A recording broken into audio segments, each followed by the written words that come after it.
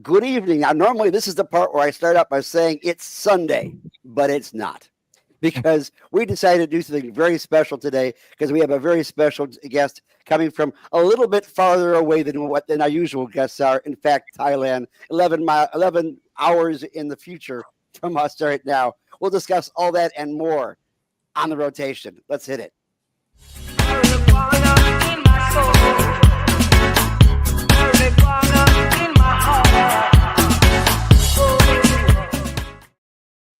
Well, good evening. My name is Gary Stein. I'm the political director for Suncoast Normal and our master of public health. And on the lower left-hand corner there, we have our deputy director and master of business administration, Carlos Angel Hermida.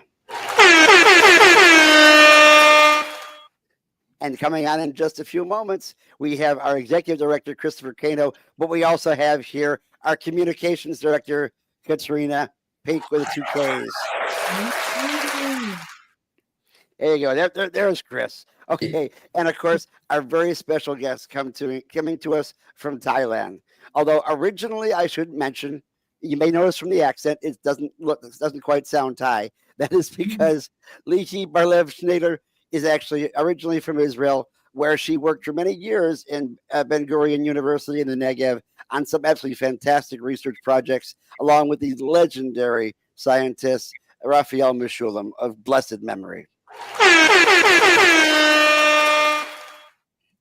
Oh, it is so wonderful to see you, Lihi. Thank you so much for inviting me. Now, Lihi and I were on a podcast for veterans about 2.5 or so years ago, where we discussed the international ramifications of research. How did Israel get involved in cannabis research? But yeah, beyond all the other countries in the world, how did they jump ahead? Is it just because of Raphael, or was it something else? So I think, of course, Professor Raphael Mechoulam had a great deal of contribution to that progress. But in general, the Israeli Ministry of Health is reluctant of prescribing medications if there's not enough scientific evidence to back it up. So in terms of medical cannabis, in about 20 years ago, when the evidence started to emerge about the benefit for people with spasticity, people that suffers from symptoms related to chemotherapy or to cancer in general, when we started seeing evidence from around the world, even anecdotal evidence about the effect, the great effect of cannabis on patients' well-being in terms of those specific symptoms, but in a more vast, in a more robust way, it affected their mood, their quality of life, their sleep and appetite and other aspects of life. Then the Israeli Ministry of Health started to approve clinical research for specific indications, and the idea was to see in a rigid, robust way. Most of the research were double-blind, randomized, placebo-controlled trial. Then the idea was to see if the cannabis can really make a difference, not in theory, but in real life, to decrease some of the symptoms and to improve patients' well-being. So the first thing the Israeli government did is not to approve the treatment, it's to approve research. Okay. Now, I noticed that one of the things that the Israeli government was doing was getting cannabis into the retirement homes, into the older age homes where you saw a lot of dementia. And yes. Did that come before you started talking about other things that would affect the children, like autism or things of that sort? Yeah, so children came a little bit later, It started with cancer patients, and as you mentioned, the elderly. So elderly is a very unique population that characterized by they suffer from many symptoms and they consume many different kind of medications. So for them, the treatment was very slowly and gradually, just to understand the effect. And once we started to get the treatment into some homes where elderly were treated, and we got licenses for those patients for different kind of symptoms, we saw a tremendous change in our patients' well-being. And then the medical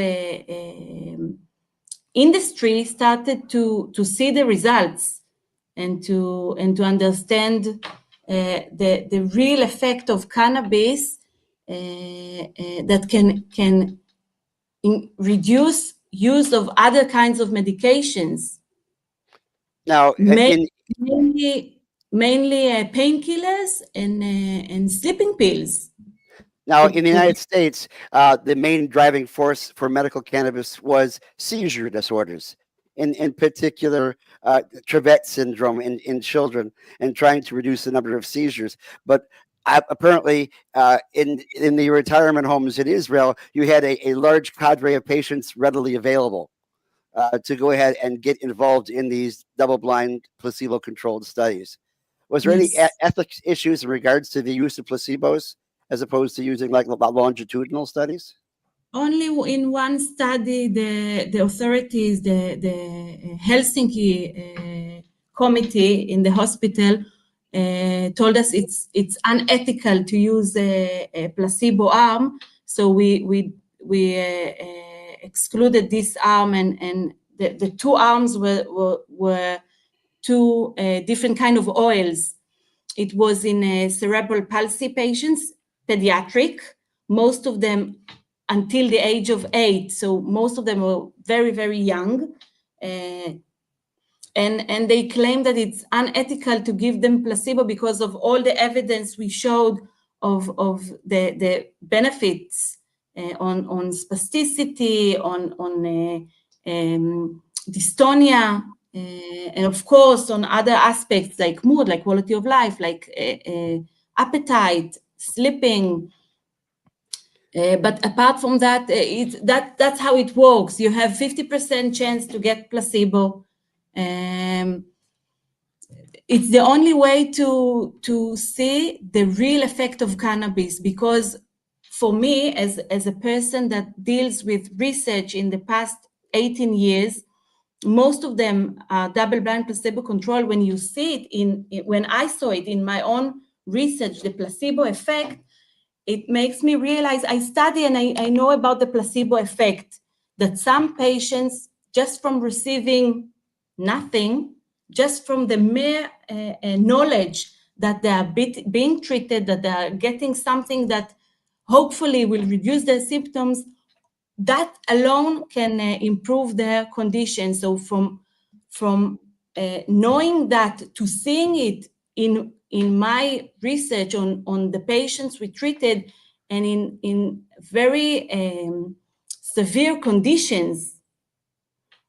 it made me realize that the best medication in the world is our brain. Yeah. Because the moment you think and you believe something will help you, dude, you see an effect. So for us to know if cannabis really helps above the placebo effect, which is, the placebo effect is between 30 to 60%. It's the best medication in the world. So I think there's no other way around it. You have to have a RCT, very robust one. I think it's so interesting how the mind works and how it can like work in that way. I'm not trying to discount cannabis as a medicine or anything like that. Cannabis is the best medicine that's out there. But I can even tell you, I've noticed that if I need cannabis, my medicine, right, and I start driving to the dispensary, just knowing that I'm going to the place where I'm going to get my medicine, right? I start to feel better on the way there. You know what I mean? Isn't that like so interesting? Oh yeah. So Lee, Dr. Lee, if you will. You strike me as somebody that's so brilliant with cannabis. I mean, you mentioned 18 years researching. You research with Dr. Mechoulam, which is, oh my gosh, like that is like, He was my PhD supervisor. that's so Him and crazy. Professor Victor Novack. I was so grateful that they accepted me. We've had a lot of cannabis experts on this show, and you may be one of the biggest cannabis experts that we've had on here. That being said, I do kind of want to slow things down a little bit. You also strike me as somebody that's like, you've been in the cannabis world all around the world, right? You're Israeli, you're in Thailand right now. I assume you've been to the United States and been to other places that have dealt with cannabis, right? Can you tell me kind of like where would be the best place for a cannabis consumer to go right now? Like, is it the United States? Is it Canada? Where would like my freedom be better utilized as a cannabis consumer? I don't really know, to be honest. It depends what you're asking, if it's recreational use or medical use. If it's a medical use, I can say that although the Israeli industry is very, very hard and too strict, if you ask me, it's very hard to receive a license, and the regulation is very, very tight. But on the other hand, you know that the quality of the product is extremely high. Every gram is monitored, from growing to producing to distributing. Every product has a full analysis. Say again? We've heard rumors here in the United States, and maybe you can help me understand whether or not they're true. Is it true that they have like volcano vaporizers by bedsides in Israeli hospitals?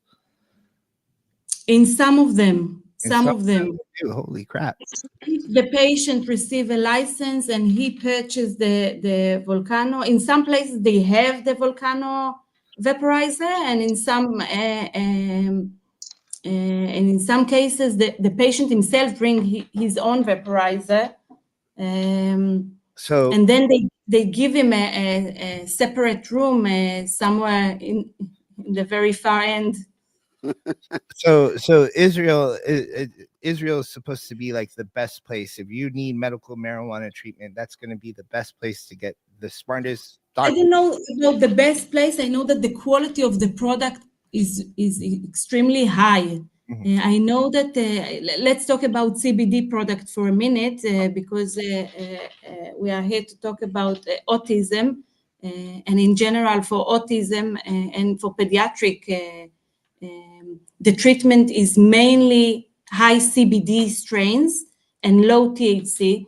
So there was a couple of studies that analyzed product with high CBD and from around the world, all over, and they found that many of those products didn't have the percentage of CBD they claim to have. Some had much higher THC level than they should have, and some even had synthetic cannabinoids.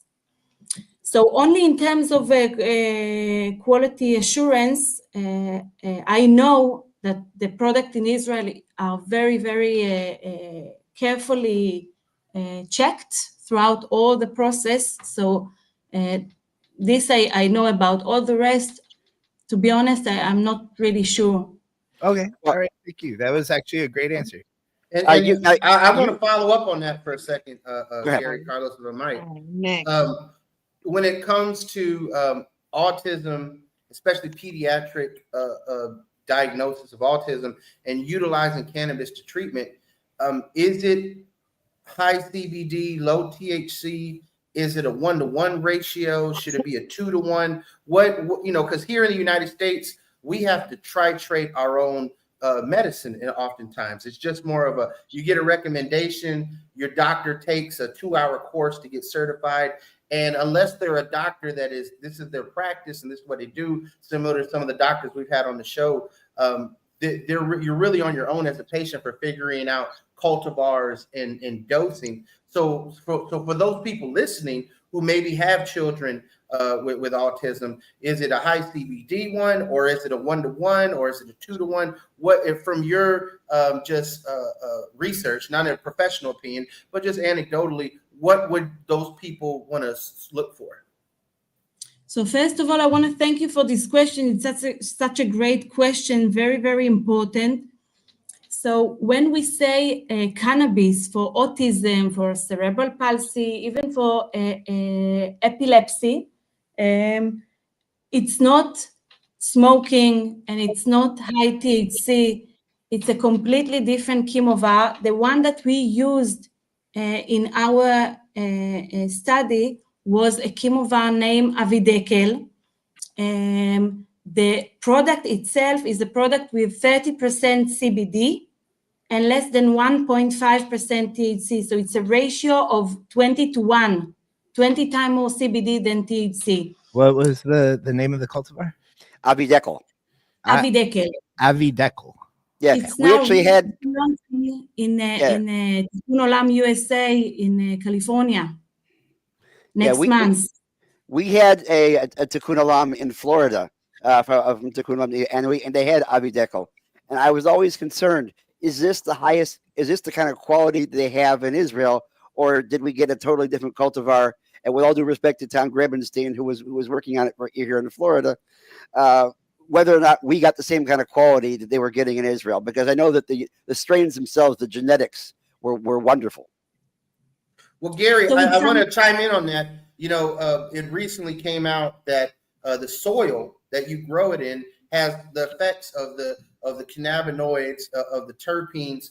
And so, you know, I just want to shoot this question back to the doctor. Doc, how are they growing it at Tikkun Olam in Israel for this cultivar? Is it hydroponic, or is it a certain soil? Because that would explain a lot of why we see such genetic variation in our Florida cannabis.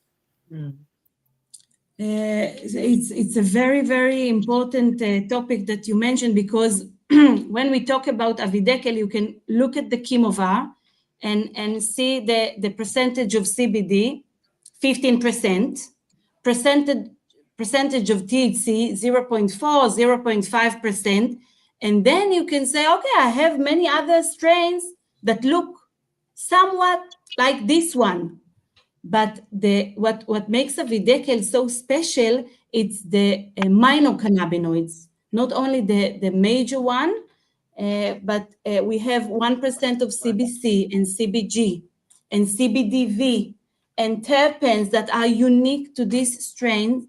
And when we started working, it was even before autism. It was in 2013, 2014, when we started prescribing, Israeli Ministry of Health start prescribing licenses for cannabis use for children with epilepsy. And we gave them a cannabis strain high in CBD, Avidekel, and we saw some very positive effect. And then when we rolled out of Avidekel, we had 3 other strains similar in terms of THC and CBD, similar. And we told them, okay, we run out of Avidekel, we will give you Metatron, we will give you Raphael, on the name of Raphael Mechoulam when he was still alive. We call that strain. And the patients reported, you know, in epilepsy, you see the results very fast. It's either you have seizures or you don't. And very quickly, the evidence start to came that it's not Avidekel. It's not exactly like it was before the treatment. It's better, but it's not good as Avidekel. And we started to analyze what's the difference, what caused that effect in Avidekel that we saw less of it in other strains. And it was even some point that we said, why to give those children THC? Let's extract only the CBD from those products, from those chemovar, and give the kids only CBD. It wasn't the same. It wasn't the same, like the entourage effect of the minor cannabinoids. The little amount of THC apparently is very important. And about your question regarding the USA chemovar and the Israeli chemovar, we are constantly performing chemical analysis for minor and major cannabinoids, and as well as terpenes. I won't lie, sometimes we see variation, and then we go back to our mothers and we throw away the mothers that had that gained some mutations. It's a hard work. It's a hard work, but we make it happen. The product have to be to be in a certain standard, and we won't compromise on these standards. Now, autism is, of course, a spectrum. There are so many different forms of autism. That's why it's still in the DSM, and that is why they continue to expand the definition, and why they, for some odd reason, feel in this country that autism is on the rise when it's just a matter of increased discovery. How did you gauge the product in regards to the particular type of autism that your various patients had in your study? It's a great question, and I want to take you a little bit back to the beginning when we started collecting data from Israeli patients. So everyone that received cannabis license for Tikkun Olam, Tikkun Olam was back then the largest company covering 3/4 of all patients in Israel. So we followed all those patients, and we wanted to see the change in their conditions. So we picked, recorded their symptoms, their medication consumption, everything that we could on those patients, and only after we started to get some feedback from our patient and to see results from their doctors, we noticed that it's not a product for disease. At the beginning, we looked for what product is best for what disease. The patient titrated themselves, the patient tried different strain, and we tried to learn from their, massive group of people. We want to take the knowledge from all those people. And at first, all the statistical analysis that I performed was on indications. What indication fit what product? With the least side effect we can find and the highest improvement in symptoms. And we couldn't find anything. It was only when we didn't match the indication to the product, it's only when we match the symptom to the product, then when we started to see a very high correlation. So in terms of autism, it depends really on the symptoms. If they suffer from restlessness, rage attacks, agitation in general, or if they suffer from sleep disturbances, it's a completely different product. Same for Parkinson's disease. If the symptom is a spasticity or tremor or mood problem, the product will be different. And your question is very good, because the moment that you understand that it's not really the indication that describe the patient, but patient is a unique human being that suffer from different kinds of symptoms, and you target each symptoms with the product that fits that symptom, then you start to see a very big improvement in the patient's condition. And we don't attack all symptoms at once. The patient choose the most disturbing symptoms, and that's the symptoms we will start with. Wow. And only when we see improvement in that symptom, we will add one more product. For example, with the kids with autism, for some of them, with the sleep disturbances, we added a very low THC product for the nighttime. So they took one drop under the tongue only at night when they couldn't sleep on themselves. And then we started to see a great improvement on that as well.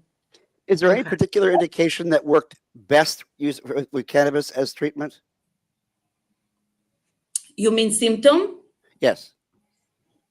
I think many. I think cancer is one of them.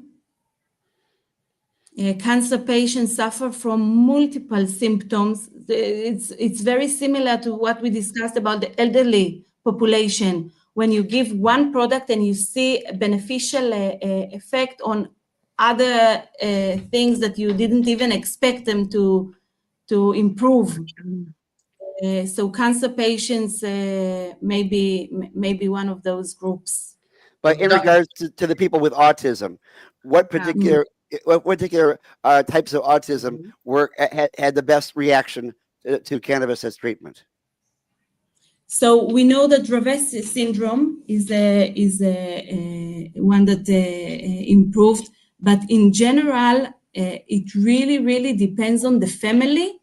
We saw that the atmosphere surrounding the patient is very important, because if one of the family is very against the treatment, you will see it on the even on the treatment regime, if they follow the regime or they skip sometimes, so it affects everything. It depends on the symptom severity. Thank you, Doc. I have a question. Yeah, I wanted to make sure you got the floor, Katrina. Especially, we're covering a lot of things. We covered autism. We talked before the show about dementia. We were just talking about cancer. Katrina, I know cancer's touched you personally and your family, so I wanted to give you the floor to ask Dr. Lee some questions. Oh yeah, cancer it took a lot of us out. Well, yeah, family. So, well, you already answered one of my questions when you said the kids that when they have to take or indulge, if they can't do it on themselves, like go to sleep, they indulge, they put the medicine underneath their tongues. Is that how everyone consumes the cannabinoids, or how is it consumed? Is it through IV? This is actually a question from somebody that's listening in? Okay. Great question. Yeah, so they wanted to know how is it consumed, because they're interested, but again, skeptical. Okay, so my goal right now tonight is to convince them, no matter which way they look at it. If you give it a chance, that's all you can do is say yay or nay. Okay, it's just like going to the store. You go in there, oh, I just need to get this detergent, but I ended up getting all the things. You had an option, okay, to not do that. So that's my goal right now in this very moment, is to convince this listener that whichever way it's consumed is for you as the individual, your effects, your side effects, your, what you have going on, like you mentioned. So that did kind of answer my question, but how else could it be consumed versus? Sure. So as you know, there's edible, there's oil, there's of course smoking, there's vaporizing, there's all sorts of different consumption method. But in our clinic, when a patient first came with his license, the first thing we need to address is the chemovar and the consumption method. So the chemovar is really related, as we discussed before, related to the symptoms he suffer from. He will tell us which of the symptoms he suffered the most. Okay. And we, according to all the database that we have, we can tell him most patients with that specific symptoms respond to this product, this chemovar. Right. Now, this chemovar can come in all sorts of consumption options, And the consumption method is really up to the patient to decide. So each patient preference is different. Some are active in the daytime and some active in the nighttime. Some prefer smoking, some cannot stand the smell of it. Right. So we had some patients that even throughout the day, they have different consumption method. Before they go to sleep, around 1 hour before, they apply the oil under the tongue because they wanted slow release of the cannabinoid, and then level of cannabinoid in the bloodstream stay out longer. But on the other hand, sometimes they suffer from acute symptoms like pain, like tremor, like dystonia or spasticity. In those cases, oil or edibles are too slow. So whichever those way patients, it's definitely like per individual. It's like this way is for you, this way is not. Whichever way is for you, you go with that. absolutely individual and a combination, because for some symptoms you will want very fast onset, and for some symptoms you want it to gradually come up to you. I have a question. How close are we for dabs to be considered like a medical method of ingestion? Are we pretty close? It really depends on the quality. The dab is it. The dabs are look into it. The dabs are the highest quality. I don't know what's going on. No, the production I meant. Yeah, it's a very high consistency.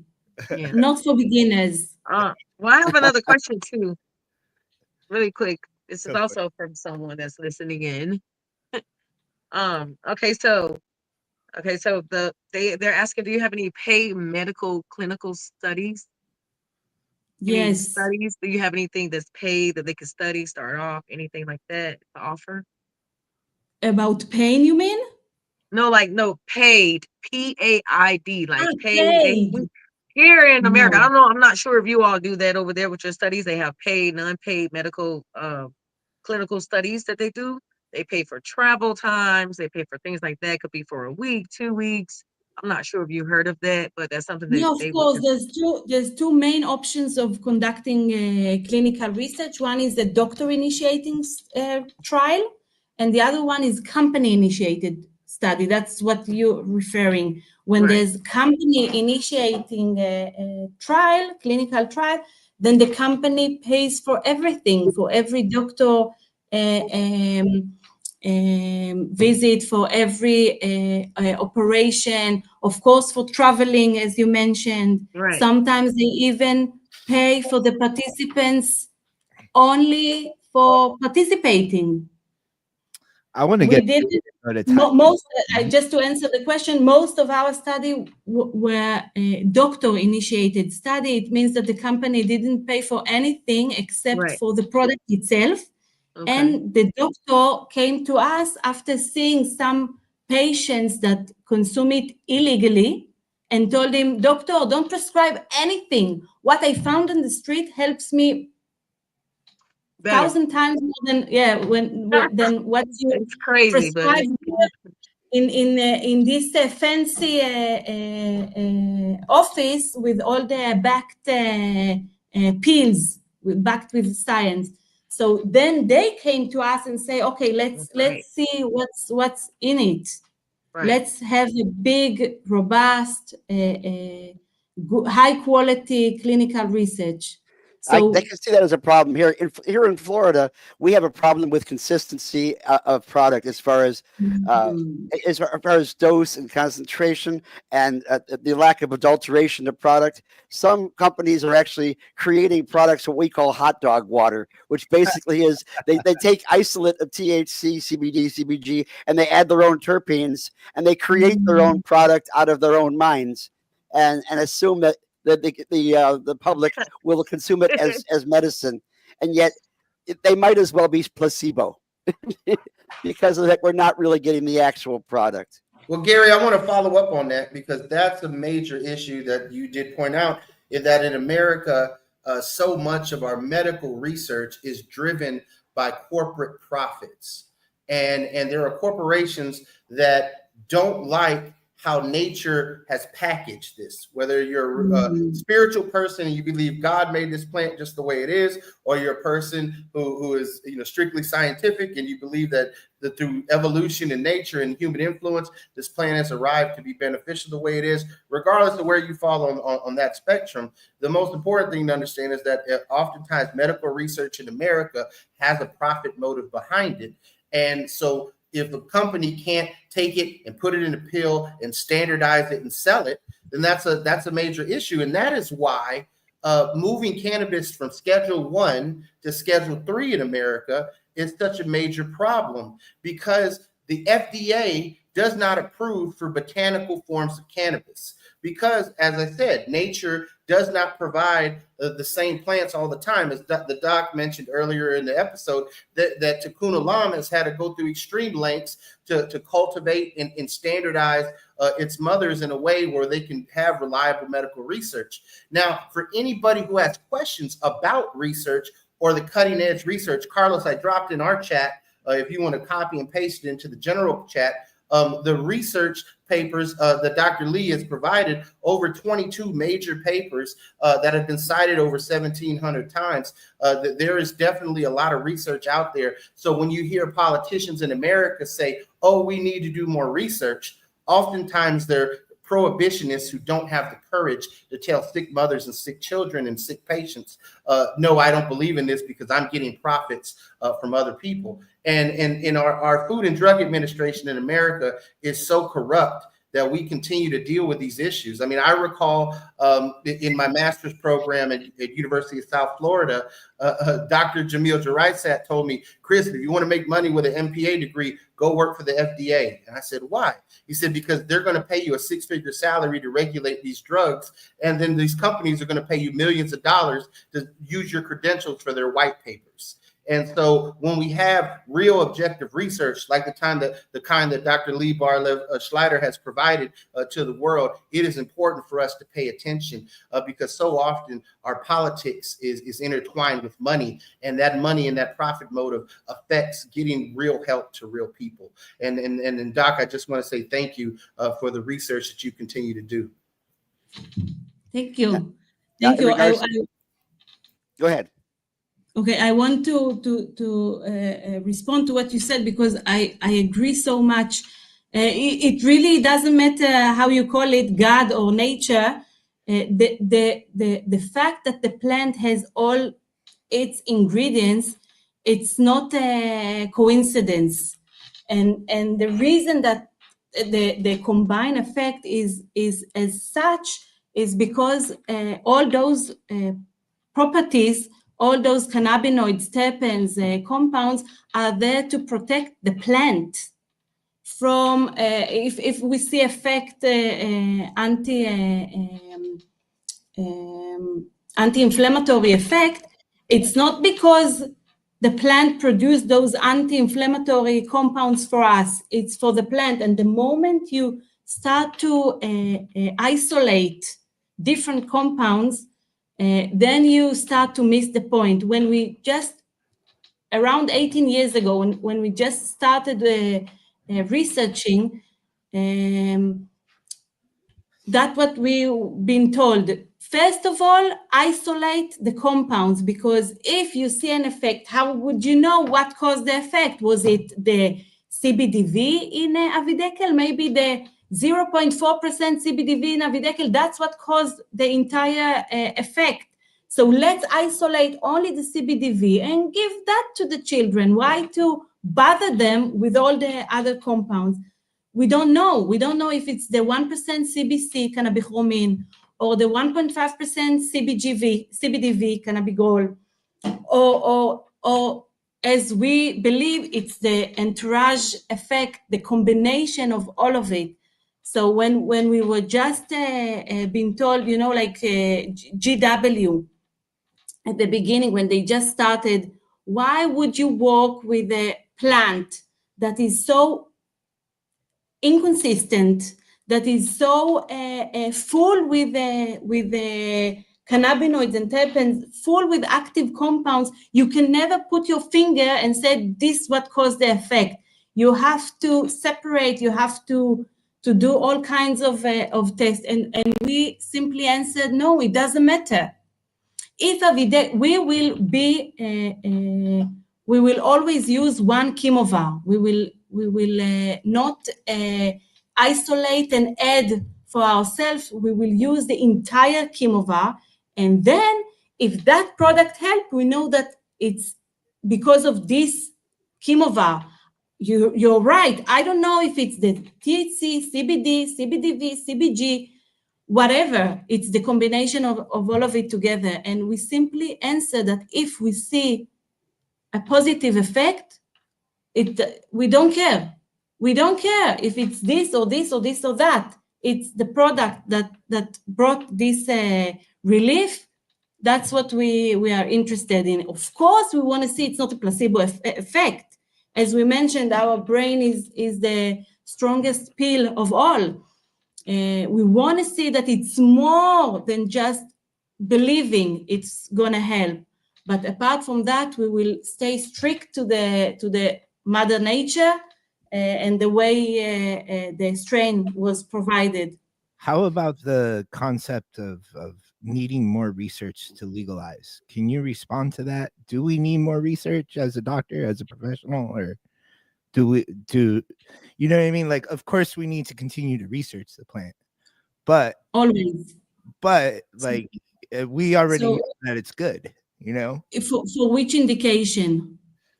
What's really in America, the politicians are saying it's not safe enough. We need to do more research. So Carlos is really trying to ask, is cannabis safe enough for the jurisdictions here that have not legalized it for medical use? Let's put you a little further in my perspective. My business is at jeopardy because our politicians are afraid of this product landing in the hands of children. And I'm sitting here through this whole podcast learning about what a great medicine this is for kids. You know what I mean? So like the idea that we need more research just to legalize, just to let people have access to this plant seems absolutely ridiculous to me. So it depends on which indication. Okay. If you are talking, thank you kind of for clarifying. If you're talking about safety aspect, there's no doubt that this treatment is very, very well tolerated. Even in our autism study, which was pediatric, the retention rate was above 80%. Mm-hmm. People like this product. Patient continue. The adherence is extremely high. So that's the first aspect. The second aspect is side effects. We see that the safety is very high. The treatment is very well tolerated with minor side effects. In autism, the side effect included the sleepiness, increased appetite, and restlessness. But less than 5% of the patient had to discontinue the treatment because of side effects. So most of the patient reported side effects, very minor. Quarter of the participants were reported by their parents at least one side effect, but all the side effects were the three I mentioned were very, very mild, and that's in pediatric. In adult, we see even less side effects. The treatment is extremely safe. Even the side effects that we report, dizziness, red eyes, increased appetite, sleepiness, those side effects are not side effects like, damaging your liver or your kidneys function or anything like that. But in terms of approving indication, it depends which indication. I think for autism, a randomized double-blind placebo-controlled trial will be very beneficial. Although I published 2 research on autism, my research and others about autism are quite robust and consistent in the improvement, consistent in symptoms improvement and consistent in the rate of improvement, and the patient remain in an active treatment even 6 months or 1 year or 2 years after treatment, that tells us something. So in terms of safety, I think that the moment there's nothing else to give, for example, those patients with autism, it's not the first treatment for them. Usually it's the last treatment option. So when patient cannot find anything else, why not to give it a try? Well, you know, I want to, I'm sorry, Gary, I just wanted to follow up on that. Sure. Because so often in our country, we've seen that, and even in other countries, that this becomes the treatment of last resort, when, as far as me and Carlos are of the same mind, it should be the treatment of first resort because of the efficacy, because of the lack of side effects. And the most controversial patient right now in America is not necessarily children, it's not adults, it is actually pregnant women. Because for many pregnant women, they have intractable forms of nausea. And we know that Phenergan and other type of nausea medications have shown through other studies to cause cleft lip syndrome. The Trump administration is currently championing that Tylenol, acetaminophen causes autism. So there is definitely concerns around what pregnant women are putting in their body. Doc, I didn't see much research on it on your end, but from what you know about the plant, is this something that should be studied more? And do you believe, in your medical opinion, that our politicians should continue to take children away from their mothers because their mothers chose to use cannabis during pregnancy? Absolutely not. Absolutely not. I'm so against that. There's no many research on pregnant women. There's one that I will mention from Jamaica that saw reduction in nausea and increase in quality of life and happiness. But it's not people that started to use cannabis, the people that used to that as part of their culture. Definitely, I believe we need to have some more research in that aspect to know if it's safe. We know that other medications can be very harmful during pregnancy, but is cannabis one of them? I know that many pregnant women don't care about the recommendation and still medicate themselves with medical cannabis for nausea, for pain, for all kinds of symptoms. So maybe as a medical agenda, just to follow those participants and to collect data about later life consequences for the kids, and to have in maybe 20 years to have some good and powerful scientific proof. I guess one of the problems that we have with the pharmaceutical industry, and by the way, this whole concept of changing the schedule in the Controlled Substance Act from Schedule 1 to Schedule 3, which will open it up more to pharmaceutical companies to explore, is they want single molecule medications that they can produce consistently with just one molecule. And it's easy. Don't confuse me with all those kinds of. Let me stay in my narrow mind. Exactly. I mean, GW Pharmaceutical felt that Epidiolex was a miracle pill in and of itself as a single cannabinoid being put forward. We had to deal with Marinol for many years as being as the sole source of THC as a single medication, and yet there's no effect of all the other medications combined. So I don't know how we can resolve the situation where pharmaceutical companies want to mass produce a single molecule when it is an entourage effect that we're trying to achieve. So how do we do that?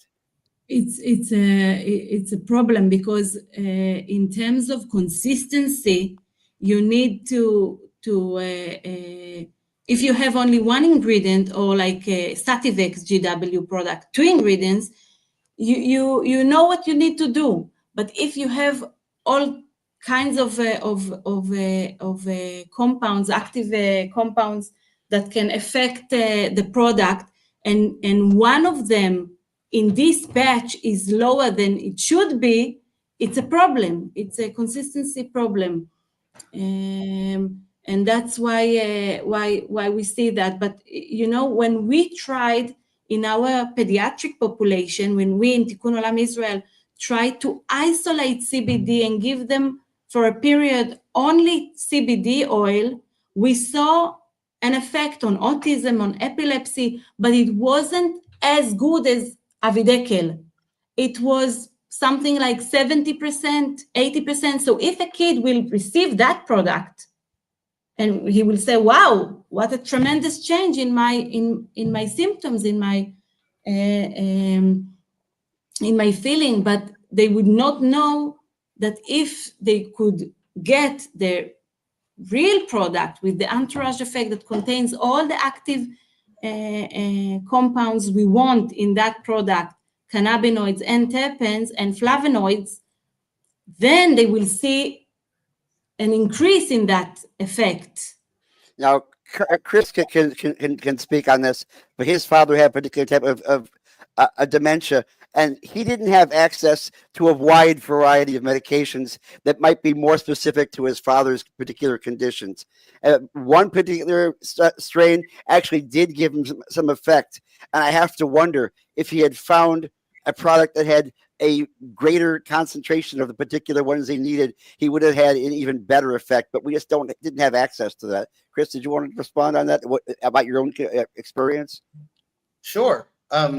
My father, being diagnosed with frontotemporal lobe dementia, was definitely a shock. My mom had just finished beating her breast cancer. It was a tough, 18-month fight for her on that. And then, the next month, my dad gets diagnosed, and the doctors tell us he has possibly 6 months. But because of the care that my mother gave him, he lasted over 7 years. But during that time, cannabis remained essentially, a crime in Florida, and a felony amount was over 20 grams. I was charged with bringing 25 grams home to him. I know it wasn't 25 grams. For those watching, I know the Tampa Police Department is a corrupt agency that will lie to civil forfeiture people's assets. We smoked some of it. Yes, I know this for a fact because Carlos and I spoke to some of that, and I know I only purchased 17.5 grams. And I gave an 1/8 to my grandmother, which left me 14. And then I smoked a couple of J's with Carlos. So I had less than half an ounce on me, but got felony charges. And that incident in particular is what led Carlos and I to found this chapter of Normal in the state of Florida, and is the reason that we're here today. But my father, Carlos Cano III, did suffer from dementia, and it was only through the kindness of one of the canna moms, Mariah Barnhart, whose daughter was actually going for an experimental drug trial with her own brain cancer, that she gave me some medicine that someone had gifted to her. And when I gave it to my dad, he actually spoke words, and it wasn't necessarily coherent, but he hadn't spoken in over a year. And his first dose of high-grade cannabis oil, he started to talk again. And that was just so inspiring to me that I knew I had to do something. And it was, making tinctures, alcohol tinctures by hand in the kitchen, or borrowing a friend's magical butter machine to try and make extracts and stinking up the whole block. But these were the things that we had to do. And again, this was in 2014.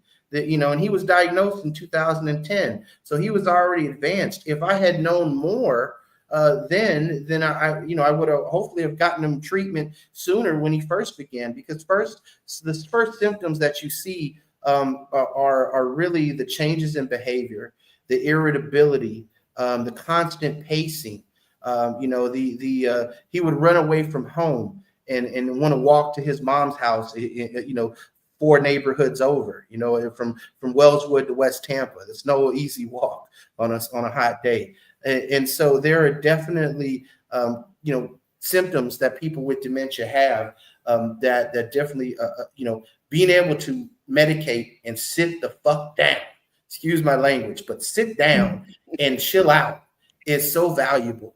And then to see that there is definitely a neurological component to this, to where you have brain damage and you see that there's activation in the brain is just fantastic.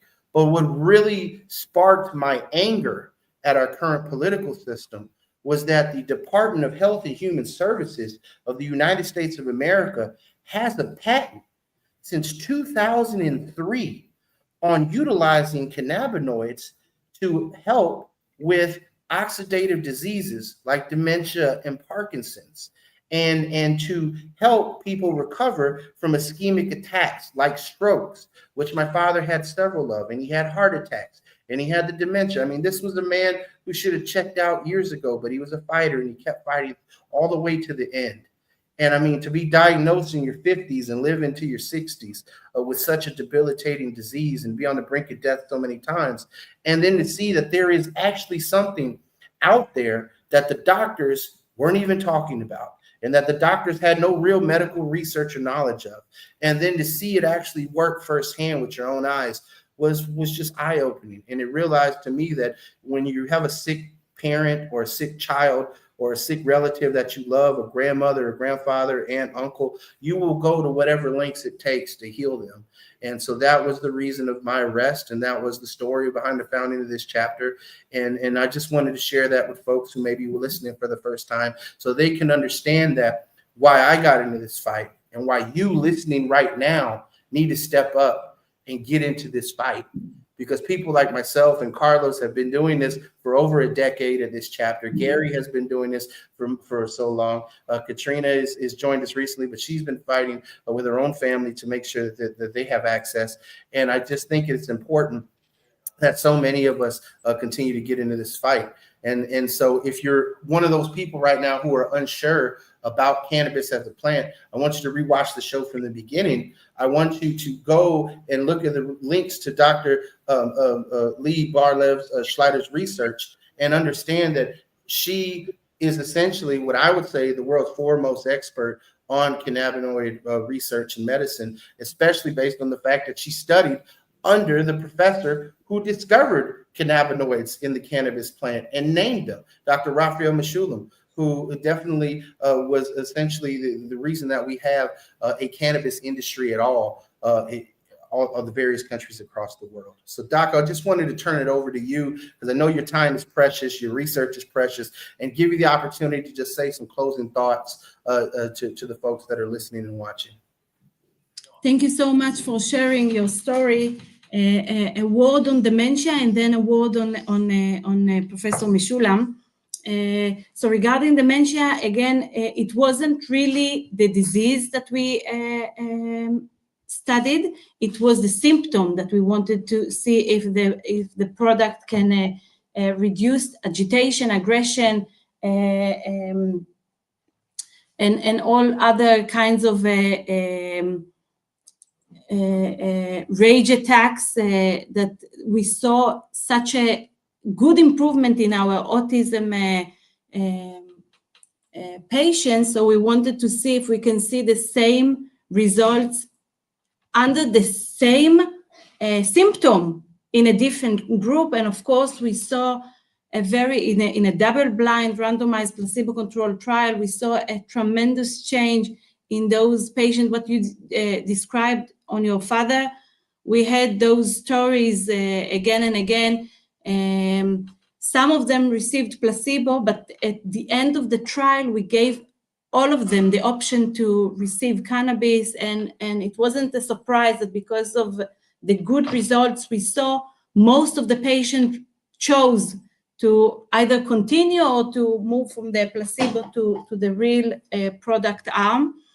And we saw this improvement increasing.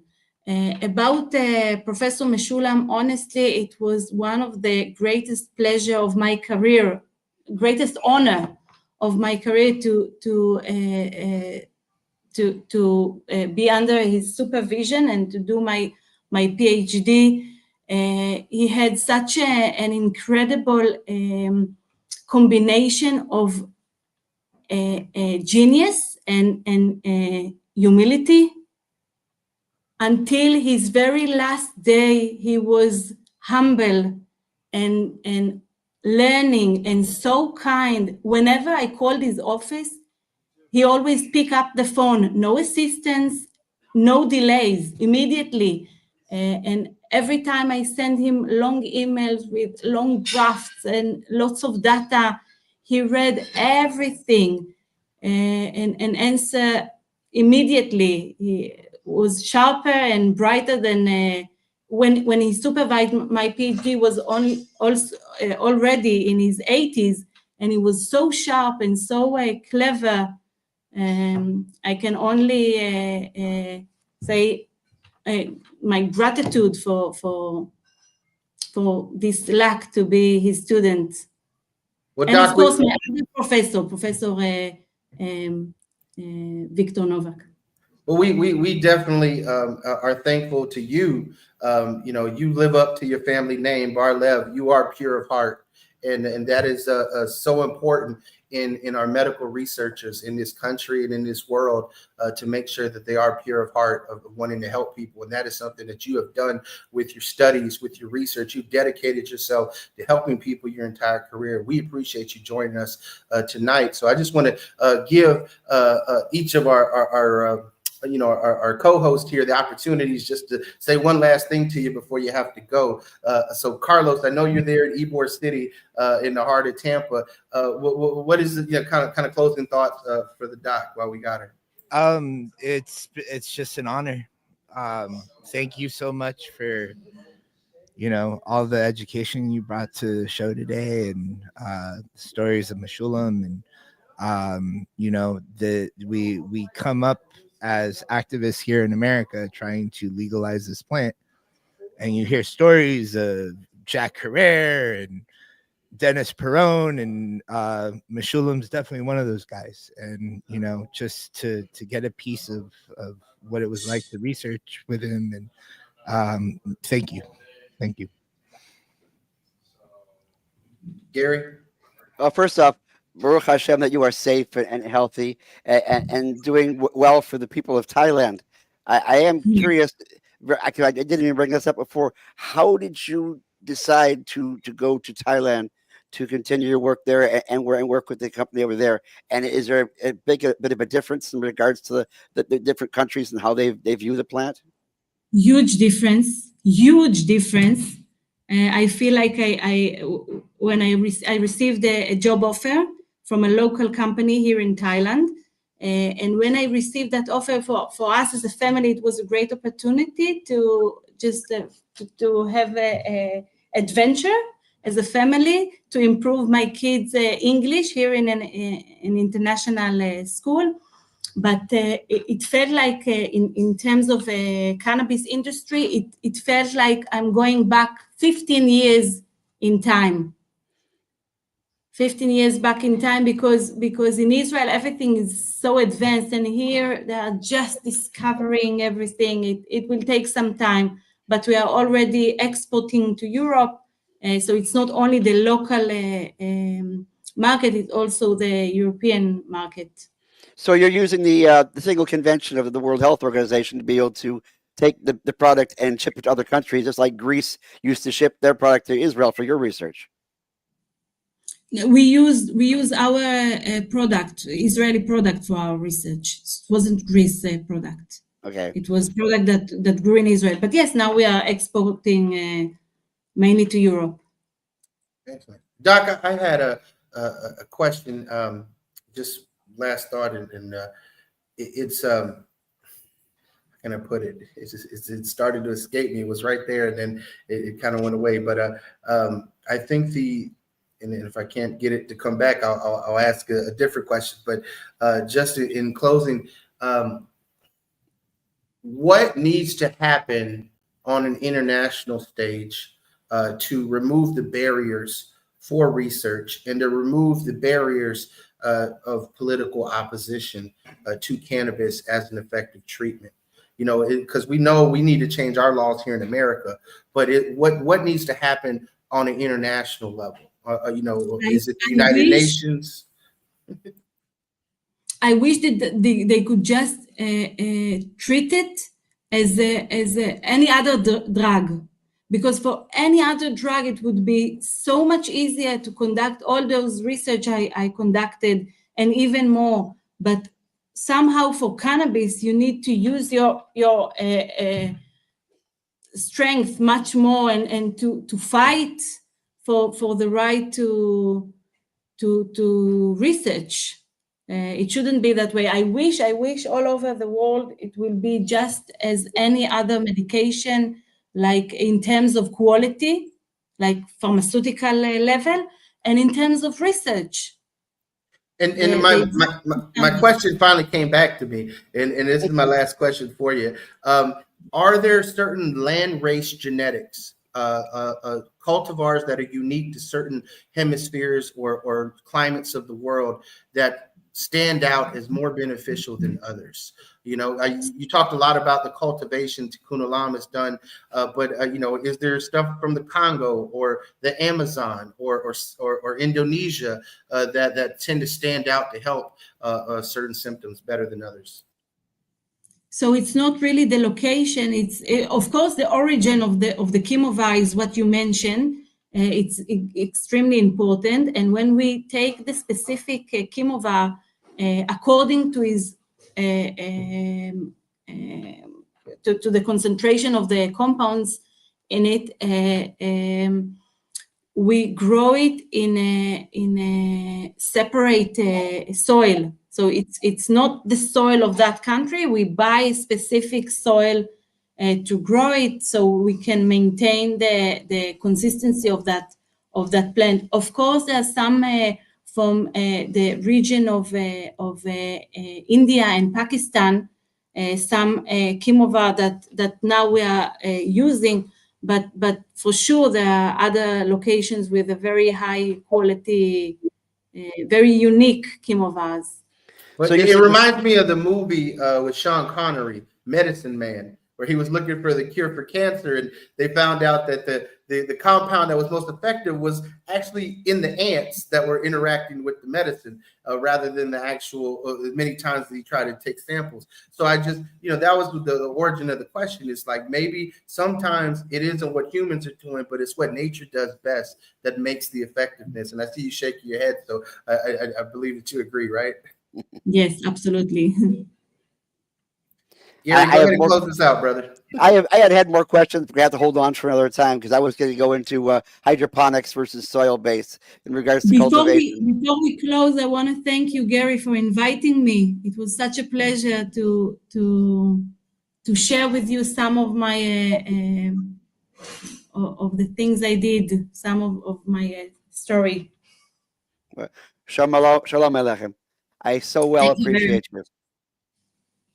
Well, listen. Thank you. It's so good meeting you. Thank you, Doc. And look, for everybody listening, if you want to learn more about this, again, go back and rewatch from the beginning of this episode. And if you want to get involved, now's the time to do it. Go to suncoastnormal.org, become a member, visit normal.org for the latest in medical research and how it's affecting folks.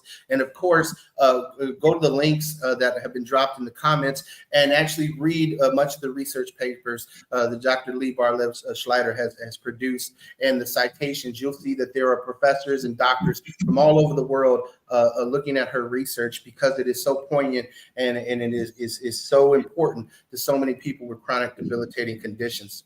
And again, thank you again, Doctor, for taking the busy time out of your day and your research to be with us. Yes, today. Pleasure. Thank you. Carlos.